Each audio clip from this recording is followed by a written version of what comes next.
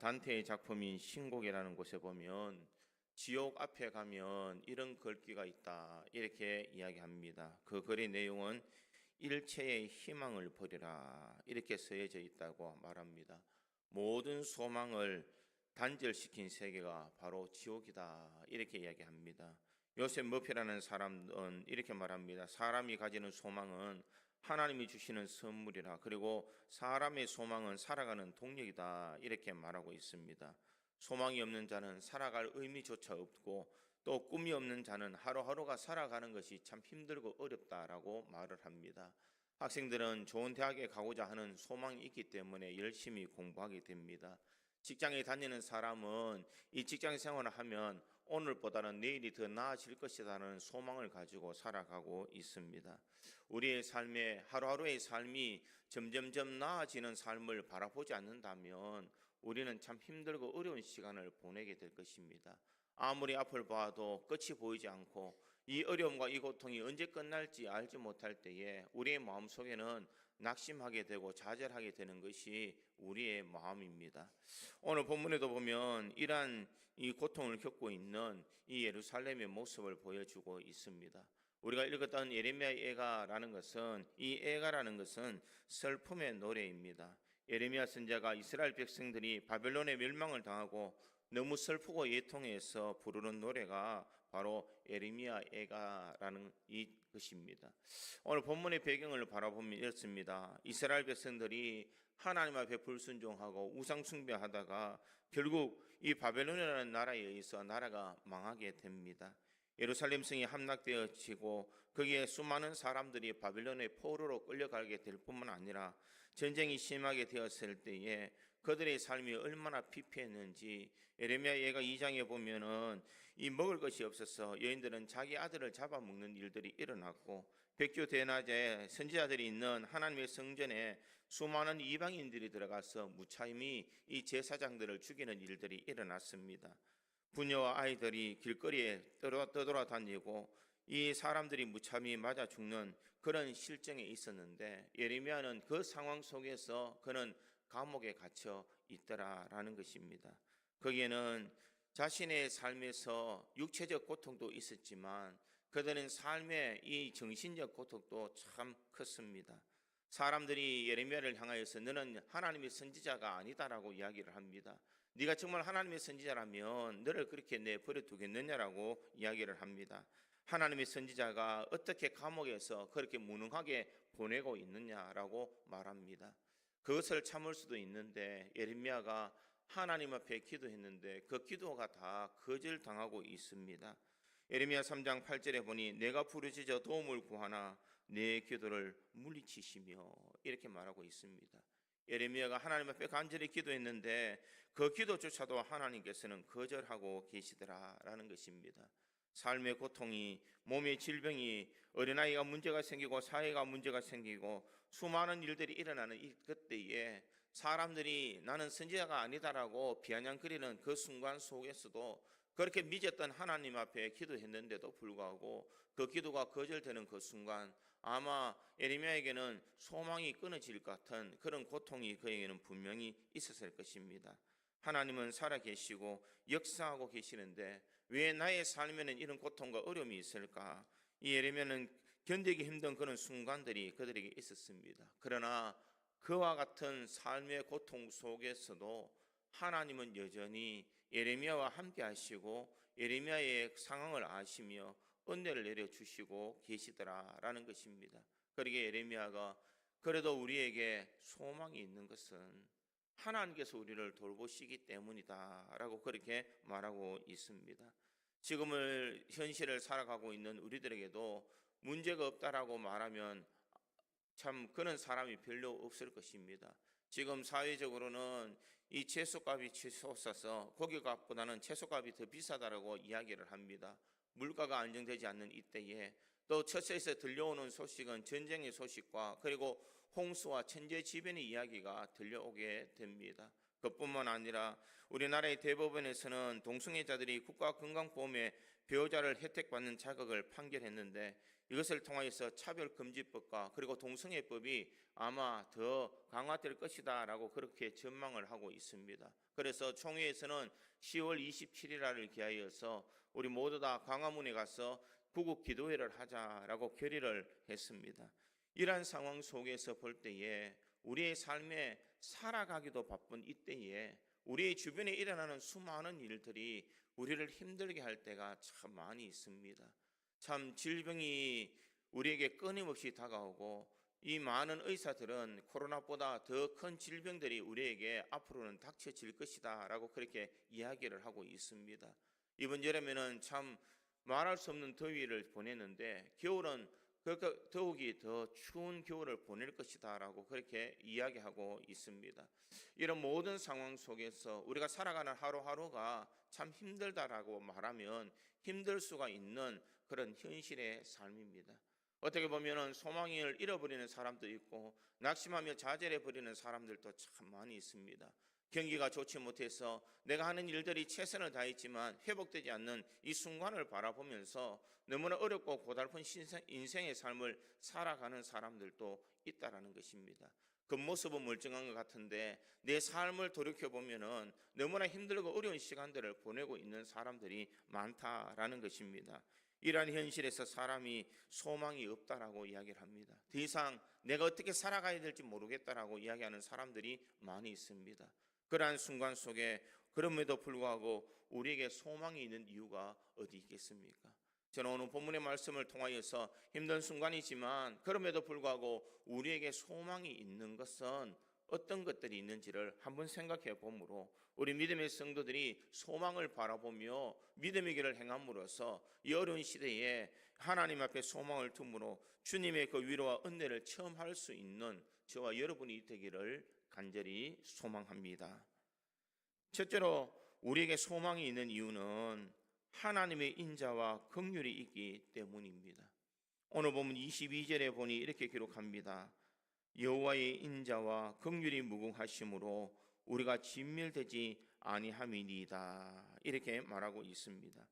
인자와 긍휼은 쉽게 말하면 하나님의 풍성한 사랑이다. 이렇게 말할 수가 있습니다. 하나님께서 우리를 사랑해 주시기 때문에 우리는 아직까지 소망이 있다. 이렇게 이야기합니다. 로마서 5장에 보면 하나님의 사랑의 특징을 세 가지로 이야기하고 있습니다.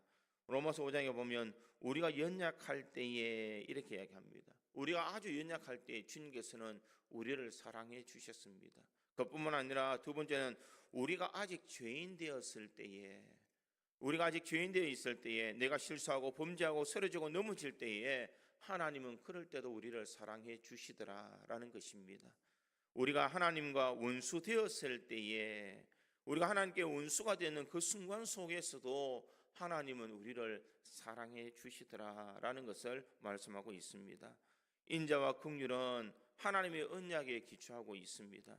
하나님께서 원수 되었던 사람, 하나님 앞에 죄를 지은 사람, 하나님 앞에 연약한 인생들을 하나님은 그럼에도 불구하고 여전히 사랑해 주시더라라는 것입니다. 이스라엘 백성들이 바벨론의 포로가 되어서 처참한 이 포로의 삶을 살아가는 그 순간 그들이 죄를 지으면서 그들의 삶의 한순간 한순간을 살아갈 때에 왜 우리에게 이런 고통이 당할까 알지 못하고 고통에 부르짖고 있을 때에 하나님은 외면한 것이 아니라 다시 이스라엘을 품어주기 위해서 깨달으라고 그들에게 고통을 주고 있더라라는 것입니다. 이스라엘 백성은 그 수많은 고통 속에서도 왜 하나님은 바벨론의 신보다 약한 하나님이신가 그들은 의심을 가졌습니다. 이 다윗의 왕위를 영원토록 보존해 줄 것이다라고 하나님께서 약속해 주셨는데 왜 이 다윗의 이 위가 이제는 바벨론에서 처참하게 무너져 버리게 되었는가 사람들은 의심하기 시작했습니다. 과연 하나님은 살아계신 하나님이냐? 과연 하나님께서 우리의 고통을 아시는 분이신가? 아니면 하나님께서는 바벨론 신보다 더 약한 분이신가? 사람들의 마음속에는 온갖 그런 마음들이 일어나게 됩니다. 그럴 때에 그들의 마음속에 하나님께서 약했어도 아니요 하나님께서는 이 다윗의 언약을 파괴하기 위해서도 아니라 영원히 그 언약을 지켜주시기 위해서 이스라엘 백성들을 하나님의 백성으로 삼아 주시기 위해서 사랑으로 보듬어 주시는 하나님의 사랑이 그 속에 있음을 우리에게 말하고 있습니다. 자녀가 잘못되었을 때에 부모는 이 자녀가 곁길로 가는 것을 참지 못하고 이 매를 들 때가 많습니다. 이 매를 들어서 자녀를 때릴 때에 자녀가 미워서 때리는 부모는 없을 것입니다. 자녀가 잘 되라고, 네가 다시 돌이키고 다시 착한 아이로서, 성실한 아이로서 부모의 마음에 못질하지 않는 자녀로 살아갈 수 있도록 하기 위해서 매를 든다는 것입니다. 자녀의 입장에서는 고통이요, 자녀의 입장에서는 아픔이지만 부모의 마음은 더 아픈 마음이 있지만 자녀를 사랑하기 때문에 그와 같은 일들을 행한다라는 것입니다. 우리 하나님의 아버지도 마찬가지인 줄 믿습니다. 하나님께서는 왜 우리에게 고난을 주실까? 우리를 사랑하기 때문입니다. 하나님은 사랑이시다라고 말씀하고 있습니다. 하나님의 사랑은 세상의 사랑처럼 잠시 잠깐의 사랑이 아니라는 것입니다. 우리를 한번 사랑하시되 끝까지 우리를 사랑해 주시는 하나님이신 줄 믿습니다. 그러기에 그 하나님의 인자와 긍휼이 우리와 함께 하기 때문에 우리는 세상을 넉넉히 이겨나갈 수가 있는 줄 믿습니다. 사무엘하 7장에 보면 하나님께서는 다윗과 언약을 하는데 이렇게 언약을 합니다. 다윗아, 너는 백성에게 이 앞에 죄를 짓고 내 후손들이 죄를 지으면 내가 인생의 책찍으로 징계하고 고난을 주겠다라고 그렇게 말하고 있습니다. 그러나 너희들이 멸망하지 않고 내 위가 보존될 것이다 라고 그렇게 말하고 있습니다. 결국 하나님께서는 우리에게 인생의 채찍을 들지만 우리를 돌아오도록 하기 위해서, 하나님의 자녀로 살아갈 수 있도록 만들기 위해서 우리에게 이런 고난을 주신다라는 것을 말씀하고 있습니다. 주석가에 있던 매튜 헨리는 이렇게 말합니다. 하나님은 우리 성도와 교회를 출애굽기 3장에 떨기나무같이 우리를 보호하신다, 이렇게 말하고 있습니다. 이 떨기나무같이 보호하신다는 것은 떨기나무가 불이 타지만 강력한 하나님의 불꽃이 있었지만 떨기나무는 다 없어지지 않더라라는 것입니다. 하나님은 우리를 보호하실 때에 이와 같이 보호해 주심을 말하고 있습니다. 내가 어떤 인생의 삶을 살아더라도 우리가 의심하지 말아야 되는 것은 주님께서는 여전히 나를 사랑하신다는 것. 하나님은 내가 어떤 삶을 살아가든지 하나님은 내 모습 보시고 우리를 그저 사랑해 주신다는 것입니다. 부모가 자녀들과 아무리 죄를 짓고 아무리 나쁜 짓을 하고 아무리 부모의 마음에 대못을 박아도 부모의 마음은 여전히 자녀를 사랑하는 마음이 있습니다. 우리 하나님의 마음도 바로 그와 같은 마음인 줄 믿습니다. 네가 고통 속에 있느냐, 네가 아픔 속에 있느냐, 지금의 삶이 어렵고 힘드냐, 그러나 내 마음의 본심은 그것이 아니다, 이렇게 말씀하고 있습니다.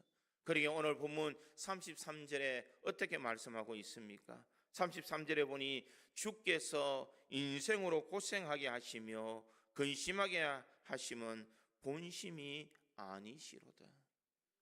하나님께서 인생으로 이 고생하고 근심하게 하시는 것은 하나님의 본심이 아니시다.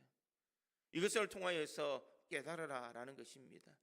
자녀답게 살아가라라고, 네가 믿음의 자녀답게 설 수 있도록 세상을 이겨나가며 세상 속에서 그리스도의 향기를 바라는 믿음의 삶을 살아가라고 우리에게 권고하시는 주님의 그 사랑을 잊지 말아야 됩니다. 그러기에 우리 인생에 문제가 있을 때에 그 문제만 바라보는 것이 아니라 하나님의 뜻이 어디 있는지를 분별하며 바라볼 수 있는 믿음의 눈이 있어야 될 줄 믿습니다. 하나님이 주시는 그 영적인 눈을 가지고 우리의 삶을 바라볼 때에 우리의 삶을 직시해 보면 하나님께서 왜 나에게 이런 어려움을 주실까라는 것을 깨닫게 될 때가 참 많이 있습니다. 하나님의 마음, 하나님의 뜻을 분별하며 살아가는 사람에게 하나님께서는 분명 소망이 되어 주시는 줄 믿습니다. 이 어려움이 영원한 것이 아니라 이 어려움 끝에도 하나님께서는 회복의 은혜를 주시고 하나님께서는 이 모든 일들을 통하여서 더욱더 주님을 가까이 하며 더욱더 주님을 의지하며 주님의 은혜를 더 풍성히 받도록 하기 위한 하나님의 은혜의 방편임을 우리가 깨달아야 될 줄 믿습니다. 전도서 7장 4절에 보니 이렇게 말합니다. 형통한 날에는 기뻐하고 공고한 날에는 되돌아보아라. 이 두 가지를 하나님이 병행하게 하사 사람이 그의 장래 일을 능히 하려 알지 못하게 하셨느니라. 이렇게 말씀하고 있습니다. 형통한 날에는 기뻐하고 공고한 날에는 되돌아보아라. 공고한 인생의 삶을 살아갈 때에 내가 하나님 앞에 바로 서 있었는지, 내가 하나님의 사랑을 잊어버리고 있지는 않는지 우리 자신을 돌이켜 볼 수 있는 그런 믿음의 눈이 있어야 됨을 말하고 있습니다.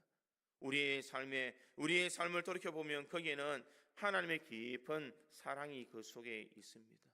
뜨거운 아름다운 손길이 그와 함께 있으므로 우리가 이 모든 것을 넉넉히 이겨나갈 수 있는 은혜를 주시는 줄 믿습니다.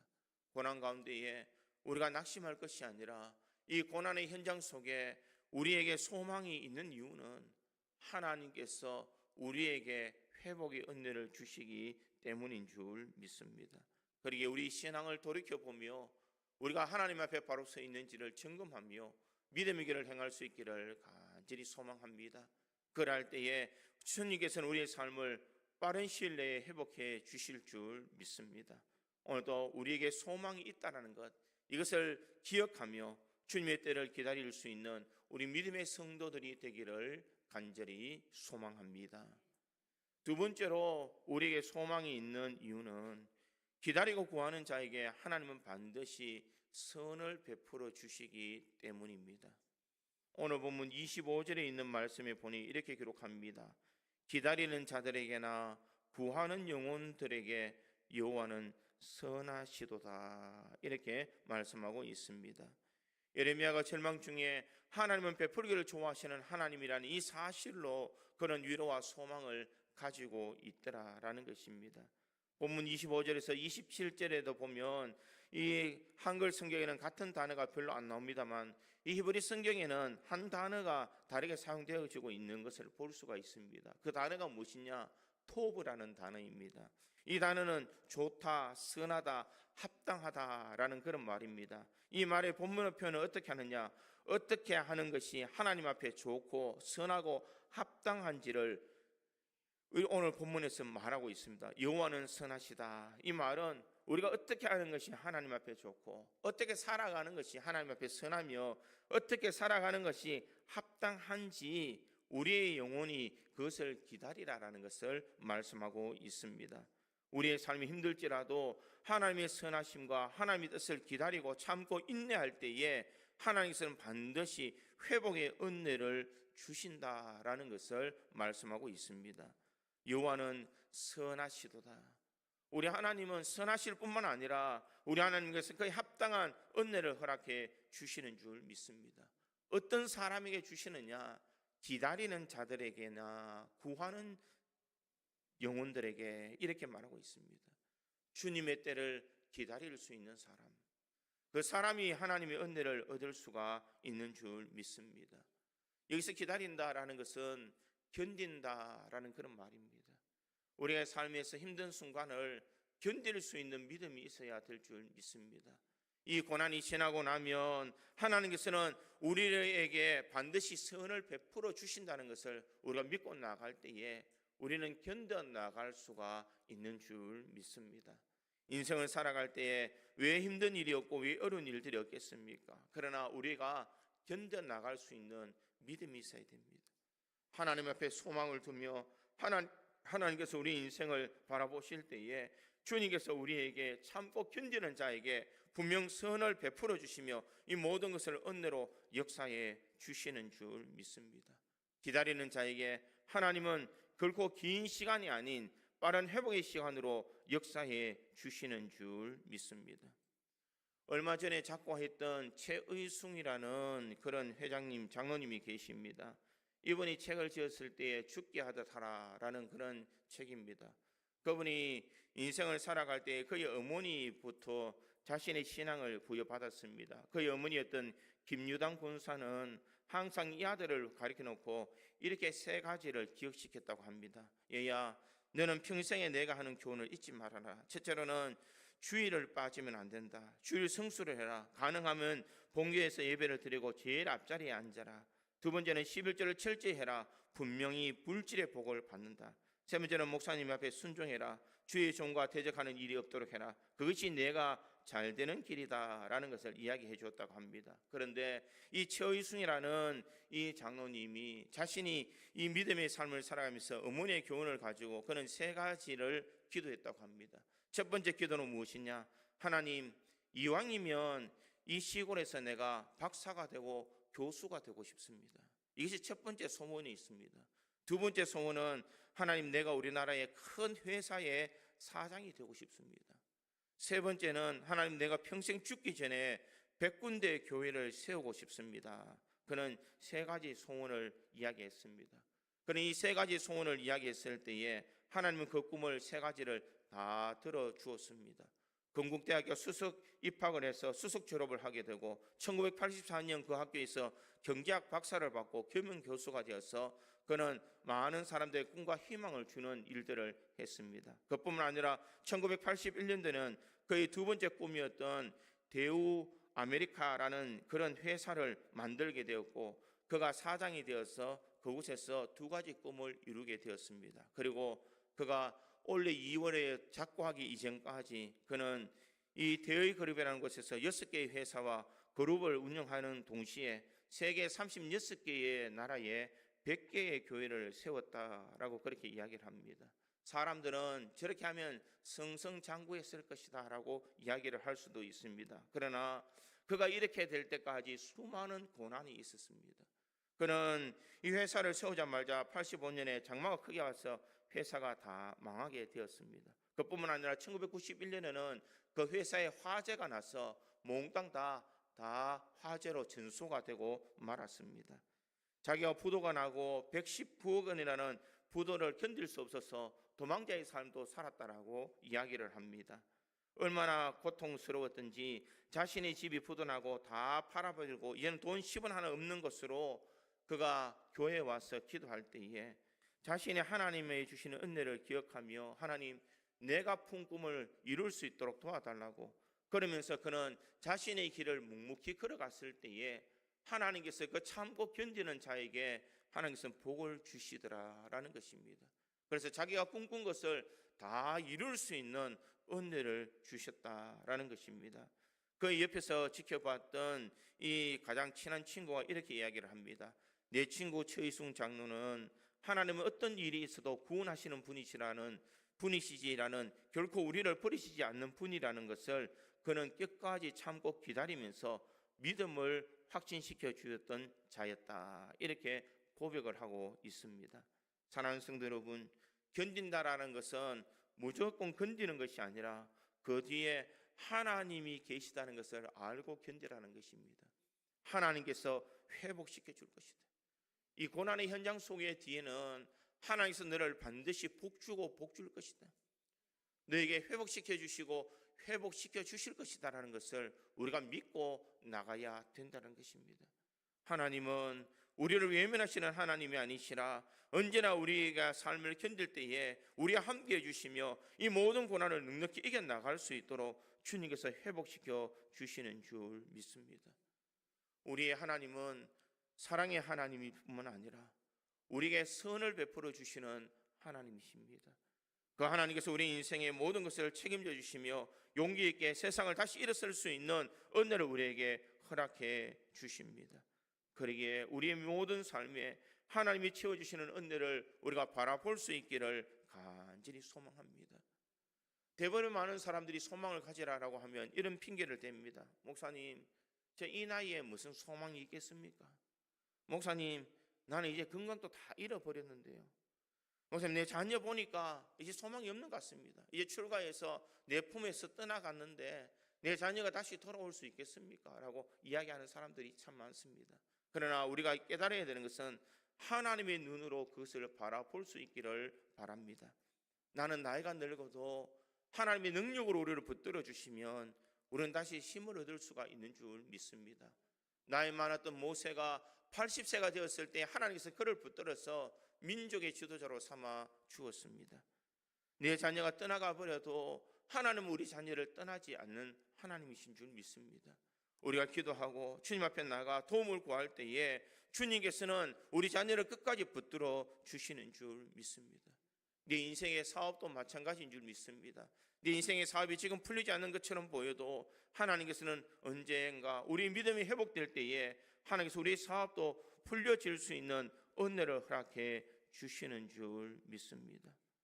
시편 107편 19절에서 20절은 이렇게 말합니다. 이에 그들이 그들의 고통 때문에 여호와께 부르짖으매 그가 그들의 고통에서 그들을 구원하시되 그가 그의 말씀을 보내어 그들을 고치시고 위험한 지경에서 건지시는 도다. 하나님께서는 우리가 고통 속에서 우리를 구원하시되 말씀을 보내어 그들을 고치시고 위험한 지경에서 건져주신다. 이렇게 말씀하고 있습니다. 말씀으로 찾아오시는 주님을 이 시간 우리들이 만날 수 있기를 간절히 소망합니다. 힘들고 어려운 순간이지만은 우리가 하나님의 말씀을 가까이 하며 그 말씀을 깊이 묵상하며 믿음의 길을 달려갈 때에 하나님께서 말씀으로 찾아와 주셔서 우리를 위험에서 건져주시는 줄 믿습니다. 그러므로 우리 성도는 기도로서 말씀으로 우리가 견디며 나아감으로 하나님의 구원과 하나님의 은혜를 체험할 수 있기를 간절히 소망합니다. 하나님 앞에 소망을 두는 자, 하나님께서는 분명 그 소망에 응답 주실 줄 믿습니다. 우리는 깊이 생각하며 하나님의 의미 있는 그 사랑과 선을 베풀어 주시는 그 하나님의 은혜를 바라보면서 오늘도 힘있게 세상을 이겨나갈 수 있는 우리 모든 성도들이 되기를 간절히 소망합니다. 세 번째로 우리에게 소망이 있는 이유는 하나님께서 나의 기업이 되시기 때문입니다. 오늘 보면 24절에 보니 이렇게 기록하고 있습니다. 내 심령에 이르기를 여호와는 나의 기업이시니 그러므로 내가 그를 바라리라 하도다. 이 기업이라는 것은 무엇이냐? 이 기업이라는 것은 여호수아 14장 사건의 배경을 두고 있는데 이 기업은 나눈다라는 의미가 있습니다. 이스라엘 백성들이 약속의 땅에 들어갔을 때에 그들은 그 지경의 땅을 서로 분배를 했습니다. 그 분배하면서 그들은 나눈다는 의미로 여호와의 기업이다라고 그렇게 이야기를 하고 있습니다. 땅의 기업을 주시지 않고 하나님은 자신이 내가 너희의 기업이 되겠다라고 말하고 있습니다. 이 말은 무슨 말이겠습니까? 땅을 주시는 것이 아니라 하나님께서 우리의 기업이 되신다는 것은 하나님이 나의 분깃이 되도록 만들어 주신다는 것입니다. 하나님이 내 편이 되어 주셔서 내 모든 삶을 하나님께서 함께 하신다면 능히 이 모든 것을 얻을 수가 있는 줄 믿습니다. 이스라엘 백성들이 땅을 분배하면서 여기까지 우리가 정복했기 때문에 이것은 우리 지파의 땅이다라고 그들이 기업을 얻은 것이었지만 하나님은 우리가 이 땅의 삶을 살아갈 때에 하나님이 우리의 것이 되어 주신다는 것을 말씀하고 있습니다. 바꾸어 말하면 하나님이 우리의 기업이 되어 주셔서 우리와 함께 하시며 내가 때를 따라 돕는 하나님의 은혜를 경험할 수 있도록 만들어 주신다는 것입니다. 인생에 수많은 일들이 일어날 수 있지만은 하나님이 그 모든 것을 막아주시고 모든 것을 채워주시며 모든 것을 주관해 주실 것이다라는 것을 약속하고 있습니다. 이것을 믿는 사람, 이것을 확신하는 사람이 복이 있는 줄 믿습니다. 하나님이 함께 하신다는 것을 믿는 자가 하나님의 함께 하심을 경험할 수가 있습니다. 아무리 주옥 같은 말씀들이 선포되어진다 하더라도 그 말씀이 나와는 상관없다고 귀를 막아버리고 마음을 막아버린다면 우리는 그 폭포수와 같은 하나님의 은혜를 받을 수가 없다라는 것입니다. 하나님이 나의 기업이 될 수 있도록 우리는 내 마음속에 주님을 모시며 주님의 말씀대로 순종하며 그 말씀대로 살아가는 자가 하나님께서 주시는 그 기업의 은혜를 누릴 수가 있음을 우리에게 말씀하고 있습니다. 절망의 순간에 예레미야는 이 이스라엘 백성들에게 무엇을 외치고 싶었을까? 나라가 빼앗기고 땅을 잃어버리고 가고 무너져 버리고 삶의 소망이 끊어져 버렸다 할지라도 하나님이 우리와 함께 하시면 다시 일어설 수 있을 것이다라는 것을 말씀하고 있습니다. 나라가 피폐해지고 내 삶의 어려움을 고통의 순간에 있지만 너희들은 하나님이 함께 하시면 반드시 하나님께서 너희 기업이 되어주시고 너희 삶을 주님께서 다시 회복시켜 주실 것을 말씀하고 있습니다. 그러니 믿음의 성도는 하나님을 기업으로 삼을 수 있는 자 될 수 있기를 간절히 소망합니다. 내 삶의 모든 순간순간 하나님이 나와 함께 하시면 능히 모든 것을 회복할 수가 있습니다. 그러기에 하나님이 나의 기업이 될 수 있도록 나와 우리 자녀들에게 하나님의 그 숨기는 신앙을 전수해 줄 수 있기를 간절히 소망합니다. 우리에게 신앙이 심어질 때에 어떠한 환난이나 풍파가 오더라도 하나님을 통하여서 다시 일어설 수가 있는 줄 믿습니다. 우리 자녀들이 어떠한 삶을 살아가든지 하나님께서 우리의 분깃이 되어주시고 기업이 되어주신다면 그 자녀는 잘 되고 형통할 수가 있는 줄 믿습니다. 이와 같은 하나님의 은혜를 오늘도 목도하며 믿음의 길을 행할 수 있기를 간절히 소망합니다. 시편 기자는 시편 16편 5절에 이렇게 말합니다. 여호와는 나의 산업과 나의 잔의 소득이시니 나의 분깃을 지키시나이다. 하나님께서 우리를 지켜주시는 줄 믿습니다. 그러기에 우리가 어떤 삶을 살아가든지 하나님께서는 우리의 모든 삶에 아무것도 일어나지 않더라도 하나님께서는 회복해 주시는 줄 믿습니다. 우리가 잘 알듯 우리는 하박국의 고백을 알고 있습니다. 하박국이 자신의 백성들이 무너지는 것을 바라보면서 하나님, 이 백성들을 왜 이렇게 우상 숭배하며 하나님을 모른다고 말하고 있습니까? 라고 했을 때 하나님께서는 바벨론을 들어서 이스라엘 백성들을 치도록 만듭니다. 그럴 때에 하박국은 또다시 하나님 앞에 이야기를 합니다. 하나님, 어떻게 저 나쁜 사람, 저 바벨론을 통하여서 이 이스라엘 백성들을 또 징치하고 있습니까? 어떻게 하나님이 그럴 수가 있겠습니까? 라고 이야기를 합니다. 그때에 하나님께서 세미하게 이 하박국을 통하여서 다시 회복의 메시지를 전해줄 때에 하박국은 어떻게 고백하느냐? 하박국서 3장 17절에서 18절에 하박국은 이렇게 고백합니다. 비록 무화과 나무가 무성하지 못하며 포도나무에 열매가 없으며 감람나무에 소출이 없으며 밭에 먹을 것이 없으며 우리의 양이 없으며 외양간에 소가 없을지라도 나는 여호와로 말미암아 즐거워하며 나의 구원의 하나님으로 말미암아 기뻐하리로다. 하나님 앞에 기업을 두는 자는 바로 이와 같은 사람인 줄 믿습니다. 무화과 나무가 무성하지 못하고 포도나무에 열매가 없으며 감람나무에 소출이 없으며 밭에 먹을 것이 없으며 우리의 양이 없으며 외양간에 소가 없을지라도 여호와로 말미암아 즐거워하며 나의 구원의 하나님으로 말미암아 기뻐할 수 있는 신앙의 삶을 살아갈 수가 있는 줄 믿습니다. 하박국서에서는 없다라는 말이 계속해서 반복되고 있습니다.